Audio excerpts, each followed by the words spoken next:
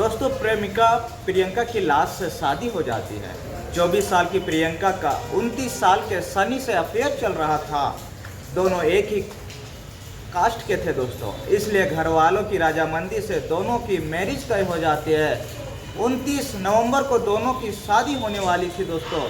घर पर जब शादी की तैयारियां चल रही थी, सनी की लव स्टोरी की शुरुआत प्रियंका के घर से होती है।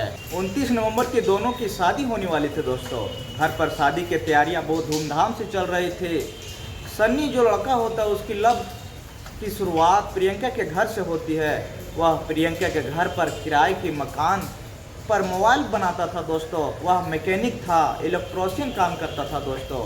वह मोबाइल बनाने की दुकान खोलता था दोस्तों। वह प्रियंका के घर पर जाता है और प्रियंका के घर पर वह किराए का मकान लेता है, जिस पर वह अपना इलेक्ट्रॉनिक मोबाइल बनाने वाला दुकान को खोला जाता है दोस्तों।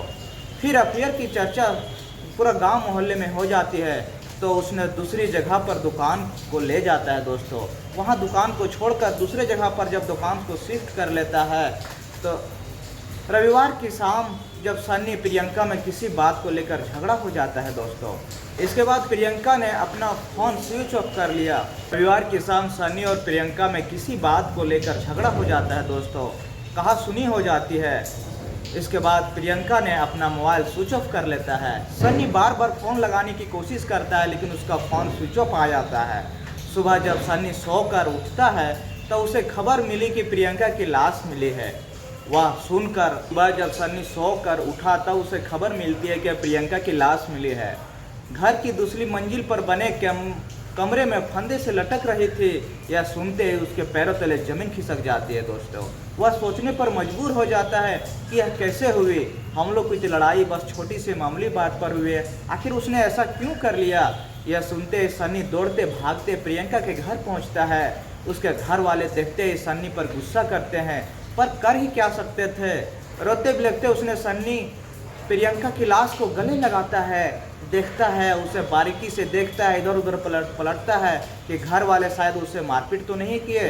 फिर करीब आधे घंटे के बाद एक पोटली लेकर सन्नी उसके घर पहुंचता है। शादी की तैयारियों के बीच पोटली को इस तरह से रखा जाता है। इधर घर में शादी की तैयारियां हो रही थी, प्रियंका के अंतिम संस्कार की तैयारियां होने लगती है दोस्तों। सनी ने समाज के सामने प्रियंका से शादी करने की इच्छा जताई। उसने कहा समाज के सामने कि मैं इससे सच्चा प्यार करता था, मैं इसके बगैर नहीं रह सकता हूँ, इसको अंतिम संस्कार कर लेना, लेकिन मैं इससे पहले शादी करना है।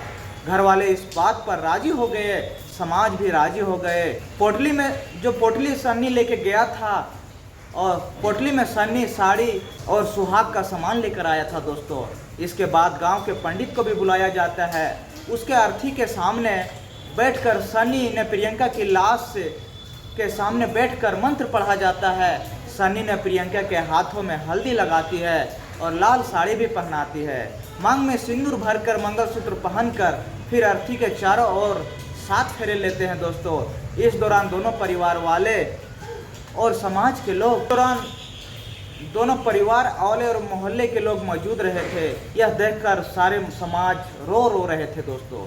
यह पूरा केस महाराजगंज का है। इस खबर में और इस कहानी में आप लोग को क्या अच्छा लगता है दोस्तों?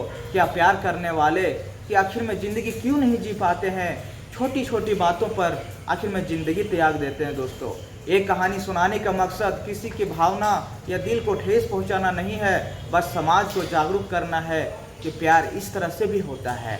आप लोग क्या कहना चाहते हो कमेंट करके ज़रूर बताइएगा। अगर चैनल में नए हैं तो चैनल को एक सब्सक्राइब कर दीजिएगा।